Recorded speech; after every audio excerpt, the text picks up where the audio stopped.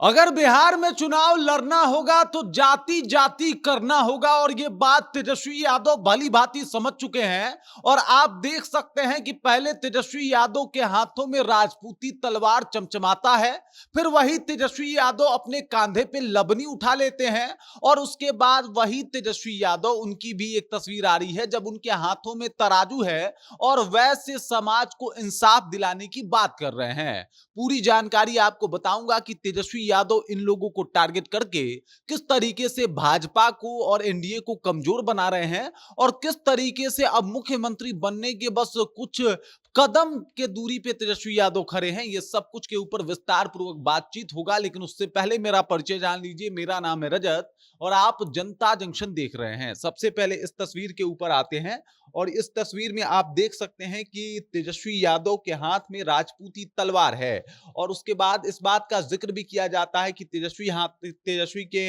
हाथों में जो राजपूती तलवार है वो ऐरा गैरा तलवार नहीं है, बल्कि महाराणा प्रताप के वंशज के द्वारा भेजा गया तलवार है, जिसे तेजस्वी यादव अपने हाथों में उठा के चमचमा रहे हैं। इस दौरान तेजस्वी यादव ने एक बात भी कहा था कि भाई साहब, हम तो हमेशा से बाबू साहब लोगों के साथ ही थे, ये तो भाजपा वालों ने हमारे अंदर मिसअंडरस्टैंडिंग जो है वो भर दिया, तो थोड़ी दूरियां आ गई। मतलब तेजस्वी यादव चाहते हैं कि राजपूत समाज का वोट मिले।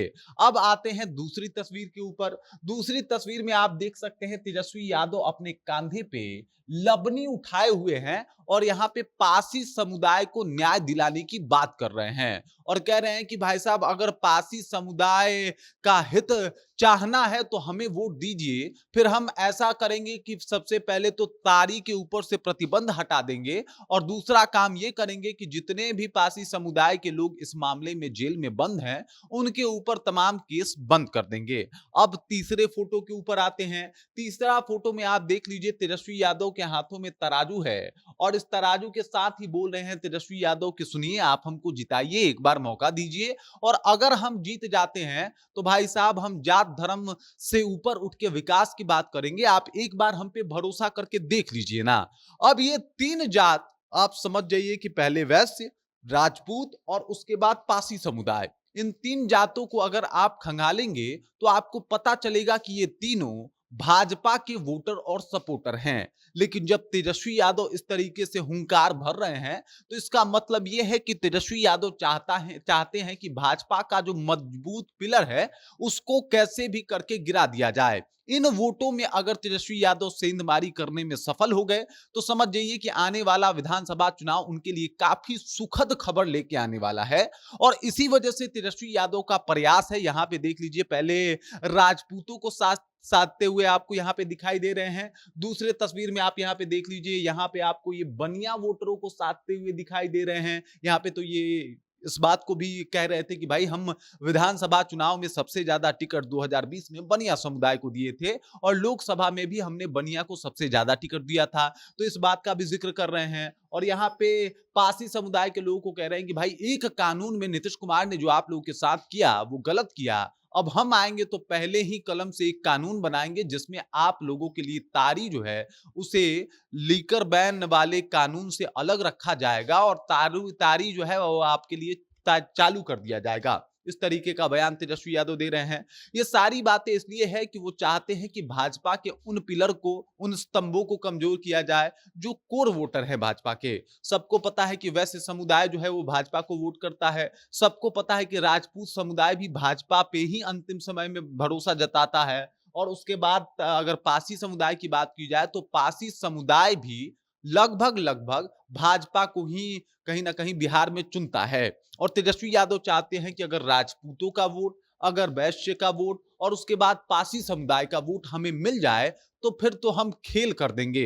और आप समझ जाइए कि कितना बड़ा खेल हो सकता है। राजपूत समुदाय का दम क्या है, पावर क्या है, सबको पता है।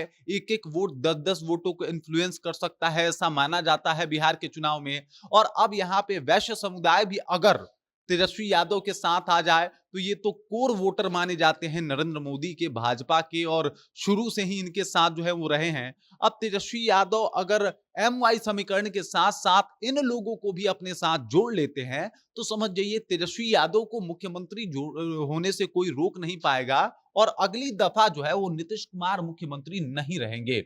नीतीश कुमार को हारना पड़ सकता है अगर तेजस्वी यादव इस समीकरण को बिठाने में सफल हो गए। और तेजस्वी यादव का लगातार प्रयास है, अभी तो और भी जातियों का जो है ये मिलान करने वाले हैं, जातियों से मिलने वाले हैं, उनके लिए रैलियां और उनके लिए कई सारी सभाओं का व्यवस्था आरजेडी के द्वारा किया जा रहा है। और मकसद सिर्फ एक ही है कि आप चलिए विकास के नाम पे समझना चाहते हैं तो वो समझ लीजिए, आप माई बहन मान योजना के तहत हमको वोट देना चाहते हैं तो उस पे दे दीजिए, बिजली फ्री कर देंगे 200 यूनिट अगर इस पे वोट देना चाहते हैं तो उस पे दे दीजिए, अगर बात किया जाए पेंशन की सुविधा बढ़ाने की तो वो बढ़ा देंगे, 1500 रुपए कर देंगे 400 से तो उस पे वोट दे दीजिए। और अगर आप जाति की भाषा समझते हैं तो तेजस्वी यादव तराजू भी उठाएंगे, तेजस्वी यादव तलवार भी उठाएंगे, तेजस्वी यादव कांधे पे लबनी भी उठाएंगे, क्योंकि उनका मकसद है बिहार विधानसभा चुनाव 2025 में मुख्यमंत्री बनना। बाकी इस खबर, इस जानकारी को लेके, तेजस्वी यादव को लेके आप क्या सोचते हैं, आपके जहन में क्या कुछ चल रहा है, कृपया कमेंट कीजिए और अपना विचार हम तक पहुंचा दीजिए। बाकी आप देख रहे हैं जनता जंक्शन और मेरा नाम